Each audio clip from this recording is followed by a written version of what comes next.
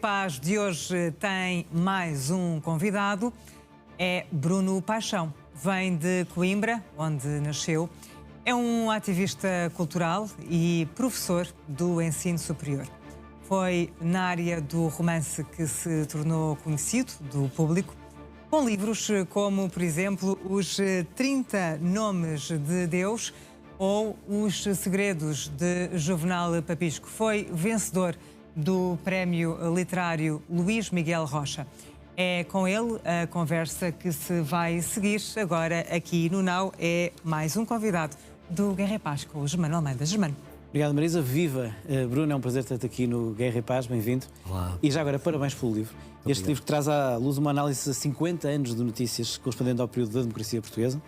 Portanto, bem pertinente, naturalmente. E começo já para perguntar, será que as pessoas ainda se indignam com os escândalos, tantos eles são?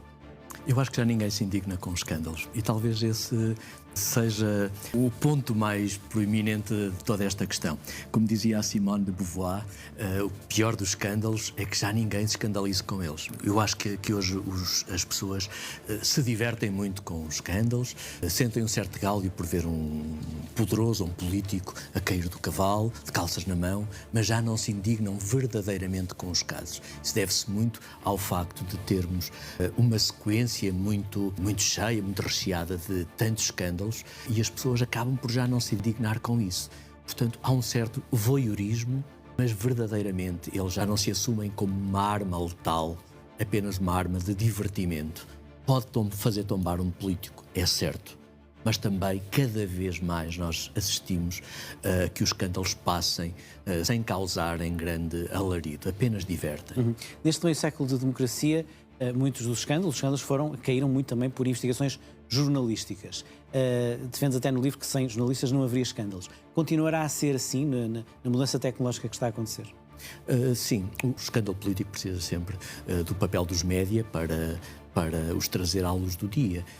É isso até que o distingue, por exemplo, os escândalos na democracia, os escândalos na ditadura. Não havia escândalos na ditadura, precisamente porque a imprensa tinha uma boca, mas não tinha dentes para morder. Portanto, havia um lápis azul, havia uma censura que não deixava que os casos viessem à luz do dia. As pessoas não sabiam deles, mas aconteciam com grande volume. E é nisto também que os populismos hoje assentam, neste argumento, neste falso argumento de que antigamente é que era bom porque não havia escândalos. Não havia escândalos porque não havia liberdade de imprensa. Eles hoje acontecem muito devido à ação dos média, independentemente de casos poderem constituir uma verdade ou uma mentira. Mas, caindo no vazamento mediático, assumem-se sempre como um escândalo com potencial de fazer derrubar um político. A propósito deste livro, isto é um escândalo que fala dos bastidores da política e também de escândalos políticos. Todos nós nos lembramos de casos de políticos que, por alguma razão, foram condenados pela justiça e voltaram ao ativo. Todos nós nos lembramos de casos e vem à memória casos como este. O que é que leva os eleitores a votar em políticos que já foram efetivamente condenados pela justiça? Vale sempre aquela máxima de rouba, mas faz. Ainda bem que falas nisso, porque essa máxima é uma máxima que ainda perdura. Ela nasce no final dos anos 50, em 1957, quando o então governador do estado de São Paulo se candidata a prefeito. Ademar de Barros, que tinha uma obra notável porque industrializou o Brasil, fez muita obra pública durante a década de 50. Todavia, quando se recandidata, havia rumores de que havia muita corrupção e então os seus apoiantes tinham esta máxima, este bordão, que era: Ademar rouba, mas faz. Nós trouxemos isto até hoje, portanto já lá vão 70 anos e trouxemos isto até hoje. E, sim, as pessoas confiam muito mais na reputação do saber fazer do que na reputação de confiança. E este é um sinal também dos nossos tempos.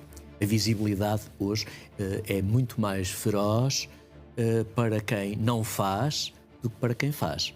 Este é um sinal de hoje, com as novas tecnologias também, sobretudo, e também numa certa queda da ética, da moral e da ideologia. Nós hoje vivemos com muito pouca ideologia face ao passado e, portanto, é um sinal do tempo que estamos hoje a atravessar. É perigosíssimo. é perigosíssimo sobretudo para a democracia, porque vê os seus pilares a serem corroídos por térmitas que abalam muito a política, a justiça, os próprios média, e, portanto, sem eles, nós estamos à beira de um abismo. E é o que este livro também pretende alertar. É um alerta para que as pessoas ponderem muito bem o que estão a fazer e os próprios políticos, que já cansam as pessoas, não é? Os políticos cansam as pessoas. Aquela política habitual já é uma política a que as pessoas cada vez menos aderem. E, portanto, é o momento para nós, antes de cairmos no abismo, podermos travar isto e fazer alguma coisa. É por isso também aponto aqui vários caminhos. Bruno, a viralização da política faz com que, nas redes sociais, faz com que os momentos cómicos sejam os mais vistos e os mais populares. O que é que isso altera na forma dos eleitores julgarem os políticos? E se de algum modo, havendo tantos momentos desses, se eles se banalizem? E o melhor exemplo, naturalmente, é Donald Trump, que aparentemente uma outra situação que podia ser comprometedora, elas sucedem-se e que parece que perdem o valor, tantas elas são, não é? Há uma certa anestesia. As pessoas hoje estão anestesiadas pelo volume de casos. E depois a nova visibilidade, sobretudo a visibilidade dos novos média, como sejam as redes sociais e outros, vem trazer aqui um novo impacto na cidadania comum, que é o facto de nós termos bastante velocidade, uma velocidade vertiginosa. O acontecimento dura apenas uns segundos e, portanto, de acontecimento em acontecimento, há também um entorpecimento. As pessoas adormecem no escândalo e, portanto, ele já não tem grande expressão, já não afeta as pessoas, já não as escandaliza, apenas as diverte. As pessoas querem o divertimento e é isso que procuram neste novo formato de visibilidade. Foi um período temporal tão grande de análise do teu livro e tantos casos. Qual foi o teu método de trabalho para fazer o livro? O que é que analisaste? Que momentos procuraste? Bom, levei muitos anos, não é? Doutorei-me precisamente nesta área, com muitas publicações e outros livros. Este é o livro que marca os 50 anos da democracia. Diria que foram 20 anos de trabalho. A escolha deste tema também assenta num critério científico e académico, num algoritmo que foi desenvolvido por mim e pelo Departamento de Matemática da Universidade de Coimbra para podermos chegar a uma mensuração numa escala de intensidade mediática, o que nos faz optar pelos 100 escândalos através desse critério que é objetivo. É claro que outros poderiam estar aqui. São muitos casos que nós tivemos em Portugal. São muitos casos. Já agora, e vejo na capa que está bastante destacado isso, o facto do José Sócrates ter sido Primeiro-Ministro, apontas o caso José Sócrates como o mais grave da democracia portuguesa? Indiscutivelmente é o escândalo com maior intensidade mediática que nós temos e que diz bastante também, não só da política, como da justiça e dos média. E, portanto, e aqui diz muito, sobretudo, é da justiça. Eu recordo sempre uma frase de uma juíza das vozes mais ouvidas na justiça, a juíza Eliana Pinto, que diz que é preciso um investimento na justiça, não é uma despesa a justiça, porque ela representa um dos pilares fundamentais da nossa democracia. E aqui a justiça tem muito a explicar sobre o tanto que foi vazado a propósito de um caso que deveria estar em segredo de justiça para proteger melhor os intervenientes, todos, independentemente do juízo de valor que possamos fazer ou não do protagonista José Sócrates. Ele não tem só este caso, tem muitos casos ao longo da sua vida política, o que faz dele o protagonista mais citado da nossa democracia, do ponto de vista do escândalo político, da corrupção e de outros casos, mais citado e também com maior gravidade. Apesar disso, não é o primeiro ex-primeiro-ministro a ser referido. Houve, na Primeira República, já tínhamos tido um primeiro-ministro, por razões diferentes, que também já tinha sido preso, mas na democracia, nestes 50 anos, indiscutivelmente é um dos casos mais emblemáticos, não só de Portugal, como de toda a Europa.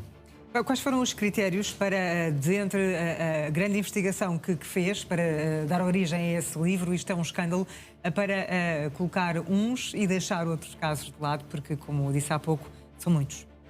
Foi precisamente o nível de intensidade mediática que cada um propaga. Foi esse, sobretudo, o critério? Foi o único critério. Não houve aqui nenhuma paixão por um caso ou por outro, foi bastante objetivo e é um critério científico e académico que usamos e, portanto, preparámos-nos muito para isso.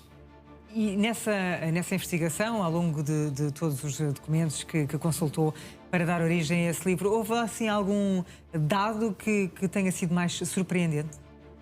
Bom, talvez para mim não me tenha surpreendido, porque investigo isto há muitos anos, não é? Mas há dados muito relevantes, sobretudo dados preocupantes. Nós temos uma justiça em que as pessoas cada vez menos confiam. A política está absolutamente travestida. Nós hoje temos uma percepção, as pessoas têm uma percepção dos políticos e da política bastante nefasta. Muitas vezes a política assemelha-se quase a grupos terroristas, só que desta vez não mata materialmente, mas faz assassinatos de caráter, conluios. Muitas vezes dizem-me que a política hoje já não é currículo, é cadastro. E eu entendo quando me dizem isto. E quando me pedem para comentar, eu entendo perfeitamente isto. E vivemos muito neste puxar de cordelinhos, numa lógica de aparelho. E era bom que os políticos também não tivessem medo de ler este livro, até porque ele aponta caminhos no final, e caminhos que nós não podemos ignorar.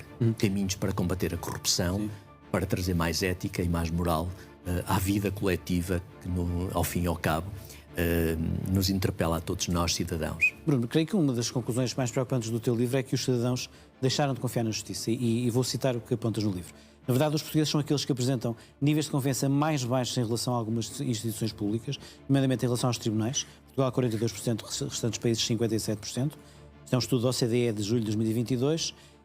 E de acordo com o inquérito de Rede Europeia do Conselho de Justiça, os magistrados admitem ser influenciados pela pressão da comunicação social. 40% afirmaram que os mídias têm influência nas suas decisões. Como é que comentas? É verdade, as pessoas confiam muito pouco na justiça. Isto é um dado também alarmante. E é sobretudo mais alarmante porque quando deixam de confiar em todos os pilares da democracia, o que é que fica? Não é? O que é que fica? E, portanto, quando nós hoje fazemos, enfim, grandes discursos a tentar explicar os populismos, a tentar explicar as abstenções, a tentar explicar o descrédito da sociedade, não precisamos de fazer tantos e longos discursos, basta olharmos para os factos. Nós precisamos de confiar. Nós precisamos de confiar num sistema democrático. Ele está aqui para nós confiarmos nele. Mas é preciso todos fazerem muito mais. É preciso que cada interveniente em todos os pilares que sustentam a nossa democracia façam mais e aquilo que se lhes exige. E isto não está a acontecer. Marisa? Como é que se pode, na prática, mais do que falar na generalidade, inverter essa tendência de que falou e que todos nós sabemos que existe de um afastamento entre os cidadãos e a política? Bom, de muitas maneiras. Em primeiro lugar, é preciso que os decisores políticos então também o problema real das pessoas. A questão é que não sentem e os problemas não são resolvidos. Por outro lado, não há reformas. Ciclicamente nós temos uma certa metamorfose na política, não se mantêm os presidentes de Câmara, os membros do governo, mesmo os deputados, portanto, ciclicamente há uma certa metamorfose, não total, mas há sempre, e as coisas não mudam. Portanto, o que dá a ideia que há uma crise sistémica e é preciso resolvê-la. E é por isso que eu também tenho dito nos últimos tempos que todos os nossos candidatos presidenciais deveriam assumir esta bandeira de forçar, através da sua magistratura de influência, para que houvesse, de facto, mudanças profundas, mudanças de regime, sobretudo porque não adianta estarmos a mascarar os lugares políticos e depois não se fazer rigorosamente nada. Em jeito de conclusão, estamos a terminar, a Simone de Beauvoir notava que o mais escandaloso nos escândalos é que nos habituamos a eles, não é? Os escândalos já nos anestesiam de tal maneira que já não os sentimos. E, portanto, apenas nos diverte. E quando nós não nos escandalizamos, significa que já não há um sentimento de indignação. E o cidadão precisa de se indignar.